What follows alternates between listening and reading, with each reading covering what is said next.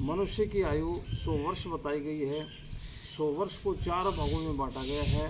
25-25 वर्ष के जो उसके भाग बनाए गए हैं। तो 25 वर्ष पहले जो कि शुरू की आती है तो वो ब्रह्मचर्य आश्रम होता है। दूसरा नंबर आता है गृहस्थ आश्रम का, और तीसरा वानप्रस्थ आश्रम का, और चौथा संन्यास आश्रम का होता है। तो इन आश्रमों में सबसे बड़ा आश्रम वानप्रस्थ आश्रम से पहले जो गृहस्थ आश्रम होता है, उस गृहस्थ आश्रम को सबसे पहले उसमें बड़ा बताया गया है, बड़ा महत्वपूर्ण बताया गया है कि इसी में अपन ये देखते हैं कि जैसे अपना इसमें उसमें बात करते हैं, परिवार की बात करते हैं, तो एक आदर्श परिवार की बात करते हैं। तो आदर्श परिवार में जो है सब व्यक्ति जो मिलजुल करके रहेंगे, यानी उस परिवार में जो है आदमी के, मनुष्य के जो शरीर की आवश्यकताएं हैं, रोटी, कपड़ा, मकान, अन्न, जल, हवा, ये तो सब उसमें शरीर की आवश्यकताएं हैं। लेकिन उसकी आत्मा की जो आवश्यकता है, आत्मा की पूर्ति करने, जैसे इसमें स्नेह है, प्रेम है, और जो सम्मान है या सहयोग की भावना है, ये आत्मा की भूख है। तो आत्मा की भूख तो परिवार से, इसमें परिवार में जो है मिटती है। परिवार में सब मिलजुल करके रहेंगे, आपस में सहयोग से एक दो। अब पहले होता था कि पहले जो है इसमें संयुक्त परिवार हुआ करते थे, लेकिन संयुक्त परिवार से अब विघटन हो गया। उसमें धीरे धीरे लोगों का रुझान शहरों की तरफ बढ़ गया है। शहरों की तरफ अपना पति पत्नी और माता पिता को साथ नहीं ले जाते हैं, पति पत्नी और अपने बच्चे रहते हैं, माता पिता को वहीं छोड़ देते हैं। लेकिन संयुक्त परिवार में क्या होता था कि पहले माता पिता भी होते थे, चाचा चाची, ताऊ ताई, इस तरह से उनके बच्चे, इस तरह से बड़ा परिवार होता था। तो उनमें आपस में मिलजुल करके रहने की जो है, एक दूसरे से प्रेम की, सहयोग की भावनाएं जो होती थी, वो आज जो है उसमें एकाकी परिवारों में अपन उसमें देखने को नहीं मिलती हैं। बहुत कम परिवार हैं उनमें देखने को मिलती हैं। सब उसमें संयुक्त परिवार का विघटन हो गया है।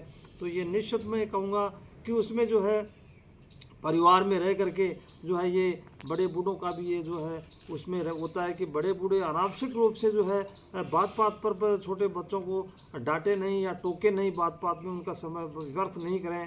जो व्यर्थ करेंगे तो बाल बार में जो हुक्म चलाएंगे वो तो अच्छी बात नहीं है। तो उनको जो है एक थोड़ा उनके ऊपर वो देख रेख रखने की बात है। तो उसमें मिलजुल करके सब, चाहे बूढ़े हों चाहे बड़े, सब मिलजुल करके काम करेंगे तो इसमें परिवार में जो है बिखराव नहीं होगा, और एक दूसरे का सहयोग, एक दूसरे का सम्मान करेंगे। बड़े लोग जो होते हैं, बड़े लोग छोटे बच्चों से प्रेम करते हैं, बड़े लोग जो छोटे बच्चे होते हैं उन बड़ों का सम्मान करेंगे।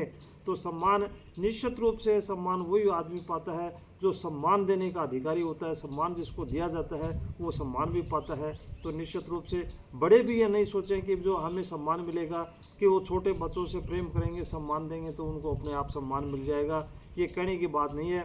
तो इसमें ये कहता हूँ कि जो बड़े कोई भी हो, चाहे भले ही, तो जो है अपने आप को जो है श्रेष्ठ मानेंगे, ये तो अच्छी बात है, गर्व की बात है, ये तो स्वाभिमान है। तो लेकिन जो ये एक आदमी ये सोच लेगा कि मैं ही सर्वश्रेष्ठ हूँ, ये जो अहंकार आ जाता है उसमें, तो ये अहंकार की भावना किसी में नहीं होनी चाहिए। सब मिलजुल करके काम करेंगे, सब सहयोग एक दूसरे का करेंगे तो जो है उसमें अपन ये देखते हैं कि भाई जो है एक परिवार में जो है उसमें एक चुटकुला भी छोटा सा कि भाई लक्ष्मी का रूप भी जो है उसमें भगवान भी जो है वहाँ वास करते हैं। जहाँ लक्ष्मी रहती है तो वहाँ भगवान भी रहते हैं।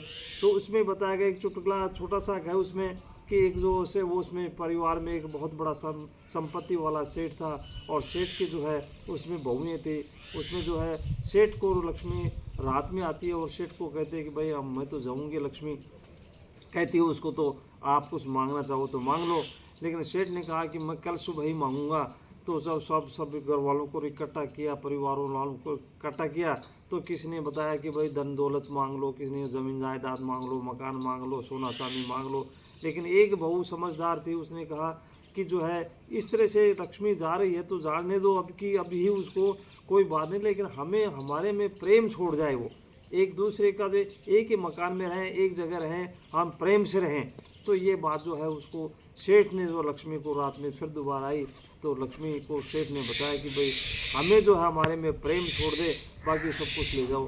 तो लक्ष्मी ने कहा कि भाई जो जहाँ प्रेम रहेगा वहीं तो मेरा निवास रहेगा। तो आपने मेरे को दोबारा यहाँ रखने के लिए मजबूर कर दिया है। तो निश्चित रूप से हमें परिवार में मिलजुल करके रहना चाहिए, एक दूसरे का सम्मान करना चाहिए, वहाँ भगवान का, लक्ष्मी का निवास होता है। धन्यवाद।